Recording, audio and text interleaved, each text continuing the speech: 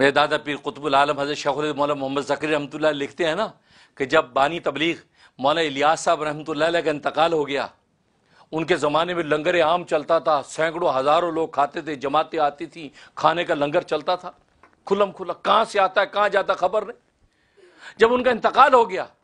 تو ان کے صاحبزادے مولانا یوسف صاحب کاندھلوی رحمۃ اللہ علیہ امیر بن گئے تبلیغی جماعت کے، اور انہوں نے اسی طرح لنگر چلایا، اسی طرح جناب بے بہا لنگر چل رہا، کھانے پینے ہزاروں لوگ کھا رہے۔ حضرت شیخ زکریا فرماتے ہیں میں نے انہیں کہا، کیونکہ وہ ان کے چچا زاد بھائی ہیں، میں نے کہا بھائی صاحب چچا جان کی بات اور تھی، کیونکہ مولانا الیاس صاحب حضرت شیخ زکریا کے چچا ہیں، کہا کہ چچا جان کی بات اور تھی، کیا مطلب اللہ کے ان کا تعلق مع اللہ تھا، خاص ان کا ایک رابطہ تھا اللہ سے جو یوں بے بہان نصرت فتوحات ہوتی تھیں،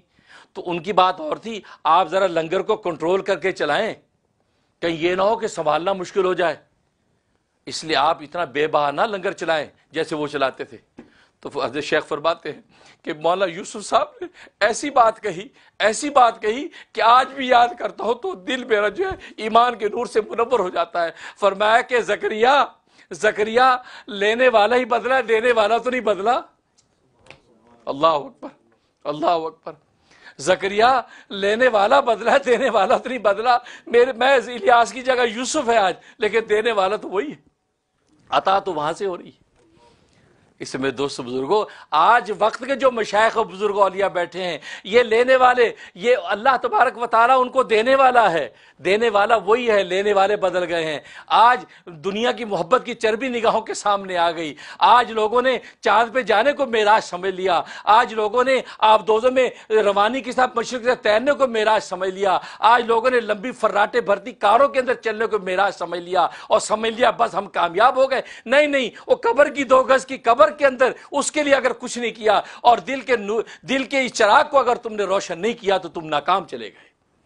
اس لیے کہ سب نے آنا وہیں، جو چاند پہ گئے وہ اس نے بھی وہیں آنا ہے، جو زمین کی تہوں میں اترے انہوں نے بھی وہیں آنا ہے۔ جیسے بہلول رحمۃ اللہ علیہ کے بارے میں آتا ہے، حضرت بہلول چلے جا رہے تھے، مغلوب الحار بغداد کے ایک بزرگ تھے، ہاتھ میں تھیلا تھا، ایک چور نے تھیلا چھینا، تھیلا چھین کر ادھر بھاگا، حضرت بہلول ادھر بھاگے۔ لوگوں نے کہا حضرت آپ کدھر جا رہے، چور تو ادھر جا رہا ہے، کہ میاں دیکھو تو صحیح ہم کہاں جاتے ہیں۔ لوگوں نے کہا مغلوب الحال بزرگ ہے، دیکھو کہاں جاتے، جا کر قبرستان کے دروازے پہ بیٹھ گئے، کہا بچو جائے گا کہاں، آئے گا تو یہی نا۔ اللہ اکبر، اللہ، بچو جائے گا کہاں، آئے گا تو یہی نا۔ ارے چاند پہ چلے جاؤ، آؤ گے تم وہیں، زمین میں اتر جاؤ، آگے تم وہیں، امریکہ میں رہ لو، آؤ گے وہیں، مدینے میں رہ لو، آؤ گے وہیں، پیرس میں رہ لو، آؤ گے وہیں، بنگلہ دیش میں رہ لو، آؤ گے وہیں۔ وہاں کے لیے تم نے کیا کیا؟ اگر تو وہاں کے لیے اگر تم نے کچھ کر لیا تو اگر تم کسی چک دیہات کے اندر بھی رہ رہے ہو تو تم کامیاب ہو گئے، اور اگر تم نے وہاں کے لیے کچھ نہیں کیا تو امریکہ کی بلند عمارتیں اور پیرس کی روشنیاں بھی تمہیں بچا نہیں سکیں گی۔ اس حقیقت کو سمجھ جاؤ، اس حقیقت کو سمجھ جاؤ کہ کس طریقے سے ملتا ہے۔